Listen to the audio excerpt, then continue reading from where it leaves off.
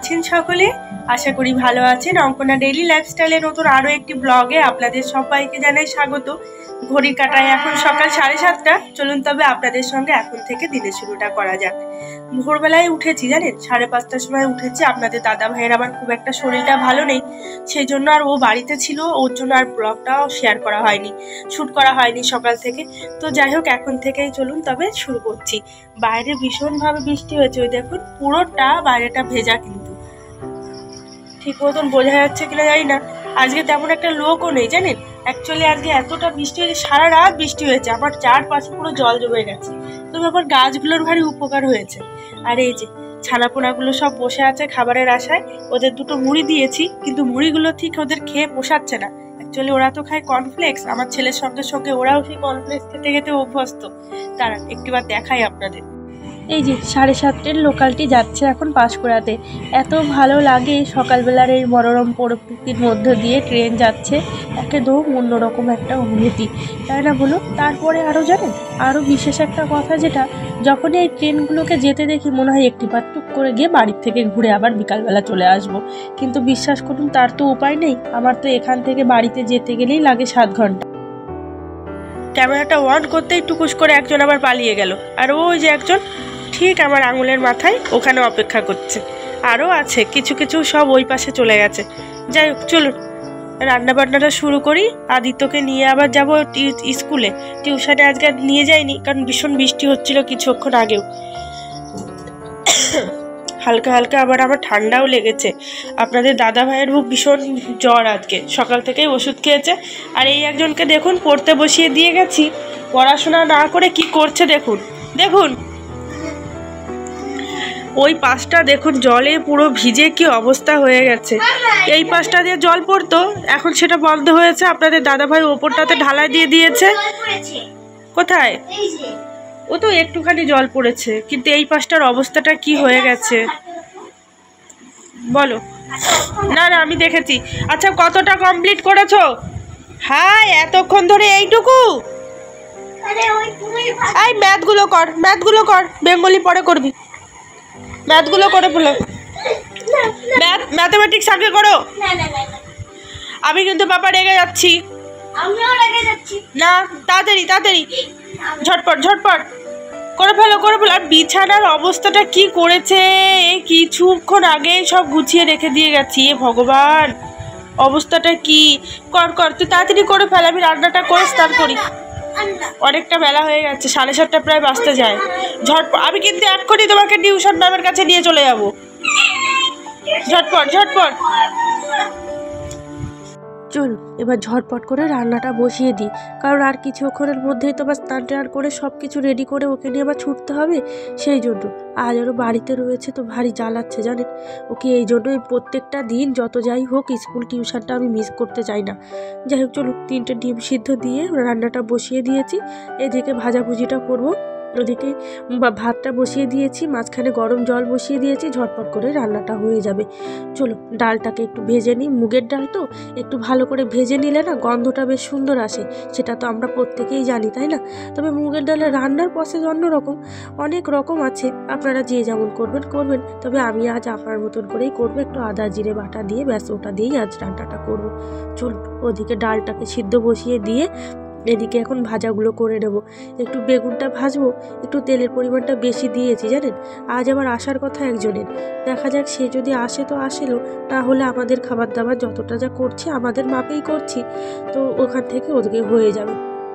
শুধু একটুখানি পদটা বেশি রকম করে রাখছি, একজন মানুষ আসলে তার পাতে তো আর 2 রকম পদ দিয়ে খেতে দেওয়া তার ঠিক নয়। সেই জন্য ভাবলাম একটু পদটা একটু বেশি করে রাখি, যদি নাকি সে আসে তাকে দিয়ে দেবো। একটু বেগুন ভাজা করব ভাবছি, আর একটু উচ্ছে ভাজা, আর কি কি করব পরে আমি ভেবে দেখছি। তার আগে চলুন বেগুনগুলোকে ঝটপট করে ভেজে এখন তুলে নিই। হয়ে গেছে বেগুনগুলো ভাজা, এখন একে একে তুলে নেবো। একটু তেলটা ঝরিয়ে নিয়ে তারপরেই তুলবো। এমনিতেই তো তেলের পরিমাণটা একটু বেশি আছে। অ্যাকচুয়ালি আমি উচ্ছেও ভেজে নেবো এই তেলেই। এই তেলে যদি থাকে আমি আবার ডিমের ঝোলটাও করে নেব, সেই জন্যই তেলের পরিমাণটা একটু বেশি দিয়েছিলাম। বেগুন ভাজাটা না আসলে একটু তেল বেশি না হলেও ভালো লাগে না জানেন, সেই জন্য একটু তেলের পরিমাণটা বেশি দিয়েছিলাম। হয়ে গেছে, চলুন উচ্ছে ভাজাগুলো আর বেগুন ভাজাও হয়ে গেছে। এখন এই একই কড়াইতে দিয়ে দেবো ডিমের ঝোলটাও বসিয়ে। কালকে ডুবু ডুবু করে কেটে রেখেছিলাম না আলু তরকারি করবো জন্য, সেই আলুগুলোই থেকে গেছিলো, সেগুলো তো আর করেছিলাম না। সেই ডুবু ডুবু করে কেটে রাখা আলুগুলো দিয়েই আদিত্যর জন্য একদম ঝাল ছাড়া একটু ডিমের তরকারি করে দেবো। হয়ে গেছে, চলুন সব রান্না বান্নাগুলো। এখানে এই যে ডিমগুলো সব নিচে রয়েছে জানেন, আসলে হাফ করে করে দিয়েছি তো কেটে কেটে, ডিমগুলো সব নিচে রয়েছে। এখানে এই যে মুগের ডালটাও করেছি, আদা জিরে কাঁচা লঙ্কা বেটে একটুখানি গাঢ় গাঢ় করে ডালটা করেছি। আর এখানে এই যে করেছি উচ্ছে ভাজা আর বেগুন ভাজা। ও আর হ্যাঁ, আপনাদের কাছে একটা রিকোয়েস্ট করব, সেটা হচ্ছে ভিডিওটি দেখে যদি আপনাদের সকলের ভালো লেগে থাকে অতি অবশ্যই আমাকে একটা লাইক করে দিতে ভুলবেন না ভিডিওটিতে। আর অবশ্যই আপনাদের খারাপ ভালো যে মন্তব্যই থাকুক না কেন কমেন্টের মাধ্যমে কিন্তু করে যাবেন যে কোথায় আমার ভুল ত্রুটি হচ্ছে। আর চ্যানেলটিকে সাবস্ক্রাইব করতে কিন্তু কেউ ভুলবেন না। এই বোনটির পাশে আপনারা সকলে একটু সাপোর্ট করবেন এবং আমার পাশে একটু থাকবেন। রান্নাবান্না করার শেষে গ্যাস ওভেনটাকে একটু হালকা হাতে মুছে নিলাম।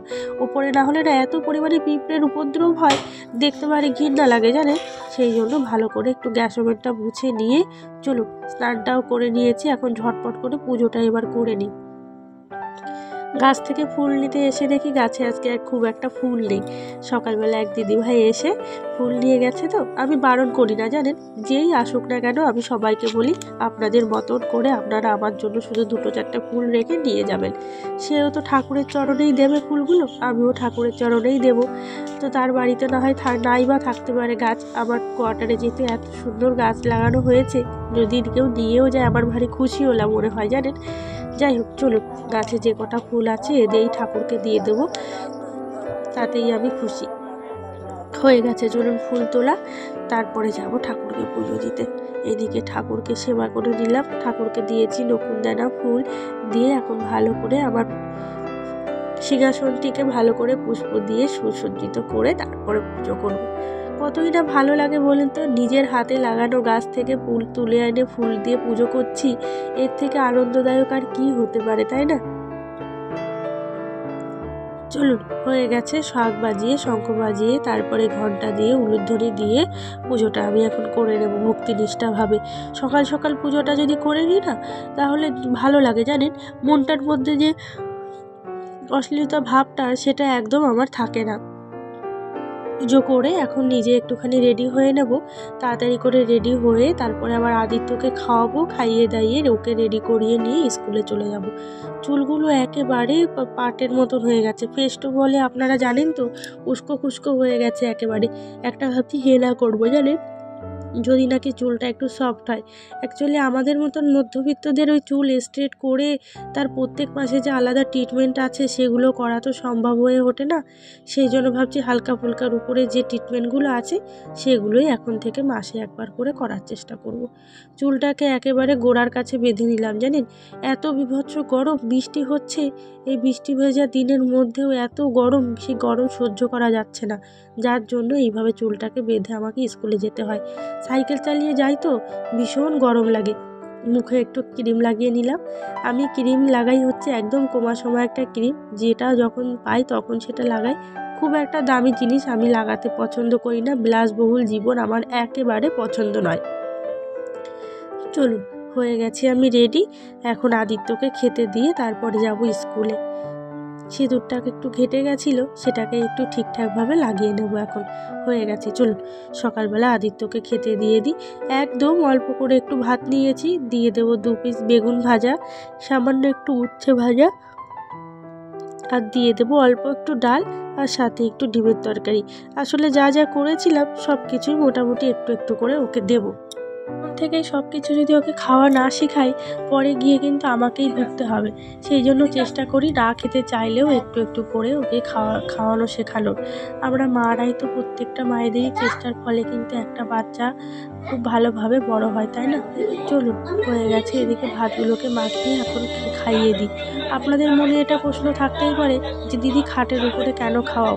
আমি কিন্তু যখনই খাটের উপরে যদিও বা বাচ্চাকে খাওয়াই, একটা তাওয়াল বা কোনো কিছু বিছিয়ে, না হলে একটা ছোট টেবিল আছে, যেটা পড়ার টেবিল ছিল আগে, সেটাতেই ওকে এখন খাওয়াই।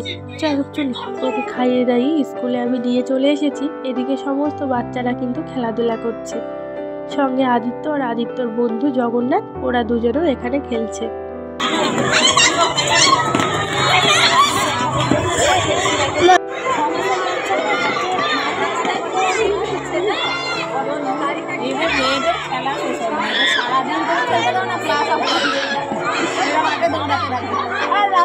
আজ ভাবছি যাব না জানেন, এইখানেই বসে থাকবো, ছেলেটাকে একদম স্কুল থেকে ছুটি করিয়ে নিয়ে তারপরেই বাড়ি যাব।